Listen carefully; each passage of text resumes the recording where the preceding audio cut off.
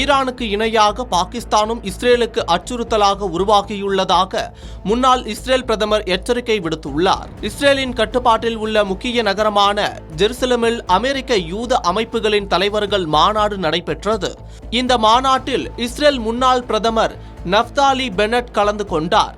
தொடர்ந்து நிகழ்ச்சியில் பேசிய அவர், இஸ்ரேலுக்கு எதிராக இந்த பிராந்தியத்தில் புதிய கூட்டணி அமைந்து வருவதாகவும், துருக்கி, கத்தார், சவுதி ஆகிய நாடுகளுடன் அணுசக்தி கொண்ட பாகிஸ்தானும் இணைந்துள்ளது என்றும் குறிப்பிட்டார்.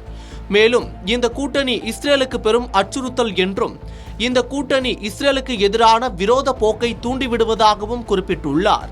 அதே நேரம் இந்த கூட்டணியில் அணுசக்தி கொண்ட பாகிஸ்தான் இணைந்துள்ளது குறித்து நமது அரசு எந்த நடவடிக்கையும் எடுக்காமல் தூங்கிக் கொண்டிருப்பதாகவும் அவர் விமர்சித்தார். கடந்த ஆண்டு சவுதி அரேபியாவும் பாகிஸ்தானும் ஒரு பாதுகாப்பு ஒப்பந்தத்தில் கையெழுத்திட்டன.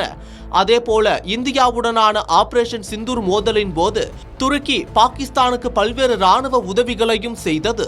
இதனைத் தொடர்ந்து இந்த 3 நாடுகளுக்கிடையே புதிய உறவுகள் முளைத்துள்ள நிலையில் இதனை இஸ்ரேல் தனக்கு அச்சுறுத்தலாக கருதுகிறது.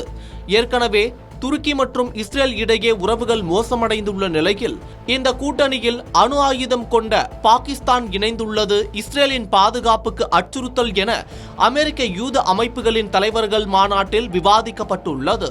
இஸ்ரேல் இதுவரை ஈரானை மட்டுமே தனது பெரிய அச்சுறுத்தலாக பார்த்து வந்தது. இந்த சூழலில் மத்திய கிழக்கு பிராந்தியத்தில் உருவாகியுள்ள இந்த புதிய கூட்டணி இஸ்ரேலுக்கு புதிய சிக்கலை ஏற்படுத்தியுள்ளது. பிற இஸ்லாமிய நாடுகளைப் போல பாகிஸ்தானும் இதுவரை இஸ்ரேலை அங்கீகரிக்கவில்லை என்பது குறிப்பிடத்தக்கது.